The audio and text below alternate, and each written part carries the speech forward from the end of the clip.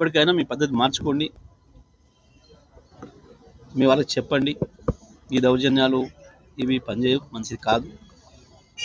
సూర్యాపేట వ్యాపారస్తుల్లో కూడా అద్భుతమైన తిరుగుబాటు శక్తి ఉంది, త్యాగాలు చేసే గుణం ఉంది. నిజాంకు వ్యతిరేకంగా మొట్టమొదటిగా సూర్యాపేటలో సమావేశాలు ఏర్పాటు చేసింది సూర్యాపేట వ్యాపారస్తులే. గట్ల నేను అందరిని భయపెట్టిస్తాను అనుకోవద్దు. నిజాం కంటే మించిన పెద్ద అధికారాలు మీ దగ్గర ఏం లేవు. సరైన పద్ధతి కాదు. మేము వీళ్ళ ఇండ్లు కొడతాం, వాళ్ళ ఇండ్లు కొడతాం, వీళ్ళ మీద దాడి చేస్తాం, వాళ్ళ మీద దాడి చేస్తాం. ఇది ప్రజాస్వామ్యంలో ప్రజల ఆదరణ పొందే విధానం అది కాదు. గతంలో మీ పట్ల భయం సందేహం ఉంది ప్రజలకి, దాన్ని ఇప్పుడు నిజం చేసుకునే పద్ధతిలో పనిచేస్తున్నారు మీరు. నేను కౌన్సిలర్ సోదరులందరూ కూడా విజ్ఞప్తి చేస్తూ ఉన్నా, సోదరిమణులందరూ విజ్ఞప్తి చేస్తూ ఉన్నా,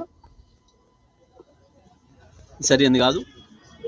వ్యక్తిగత కక్షలు పెట్టుకోవడం, ఒకరి మీద ఒకరు దాడులు చేసుకోవడం సరైనది కాదు. ఇవాళ గండూరి పావని కృపాకర్ రెడ్డి మీద జరిగే దాడిని తీవ్రంగా ఖండిస్తున్నా.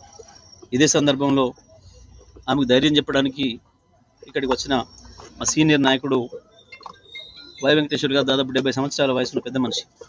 నా వయసును, నా అనుభవాన్ని గౌరవిస్తారు కదా అనుకుని వాళ్ళ దగ్గరికి పోతే, నచ్చ చెప్పడానికి పోతే మీద పడి దాడి చేసి ఆయన కూడా గాయపరిచి ఆయన బట్టలు చింపి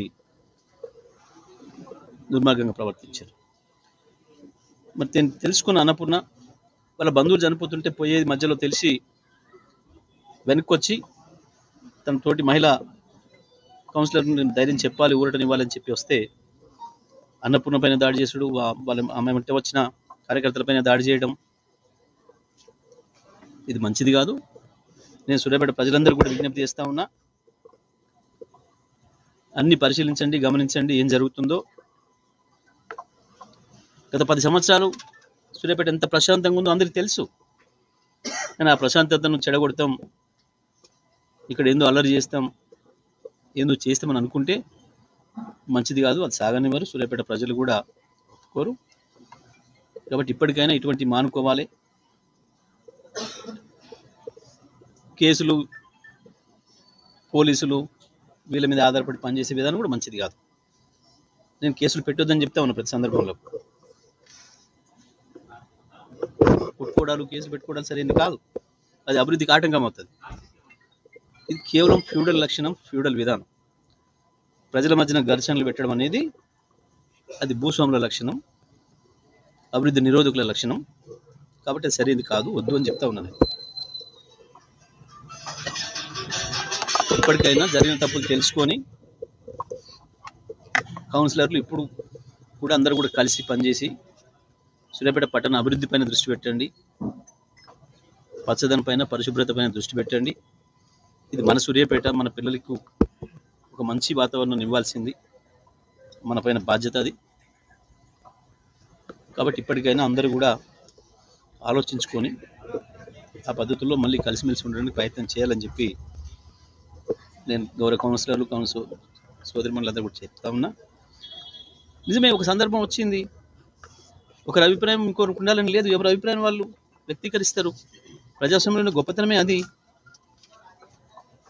మేము మా అభిప్రాయాన్ని నువ్వు చెప్పలే కాబట్టి నీ ఇంటి మీద దాడి చేస్తాం, నీ మీద దాడి చేస్తామంటే అదేం పద్ధతి అవుతుంది? మీ కారణాలు మీకుంటాయి, వాళ్ళ కారణాలు వాళ్ళకు ఉంటాయి. ఒక్కొక్క మనిషిని ఇష్టపడడానికి, ఒక మనిషిని వ్యతిరేకించడానికి ఎవరి కారణం వాళ్ళకు ఉంటుంది. పైగా ఆమె బీఆర్ఎస్ పార్టీకి సంబంధించిన, బీఆర్ఎస్ మీద గెలిచిన కౌన్సిలర్. సార్ ప్రస్తుతం ఇప్పుడు ఏదో కారణం చేత పోయి ఉండొచ్చు, ఇతర పార్టీకి పోయింది, నేనే కక్ష పెంచుకోలేదే. నిజంగా 4 సంవత్సరాలు చాలా అద్భుతమైన పని జరిగింది.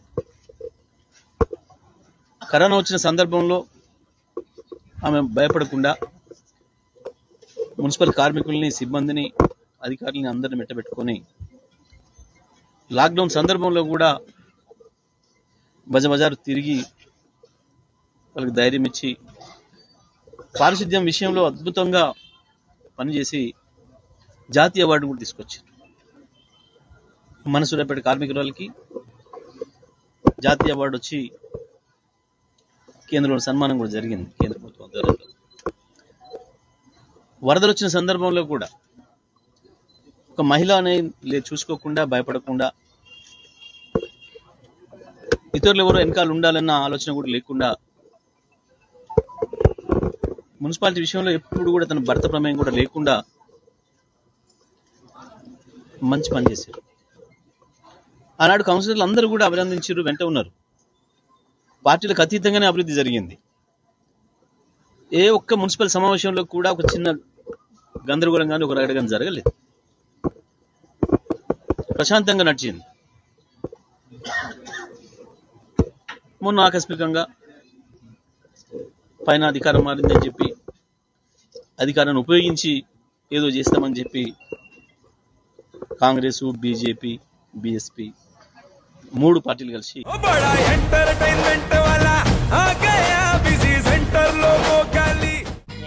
సక్కు సక్కేంద్ర సక్కు సక్కు బాయ్ బాయ్ బాయ్ బాయేంద్ర భార్గవ్ హాయ్ బాయ్. గిరాకి వచ్చే టైం ఏంది? కస్టమర్లు వస్తున్నాడు, రేడికి కలిపి గురి.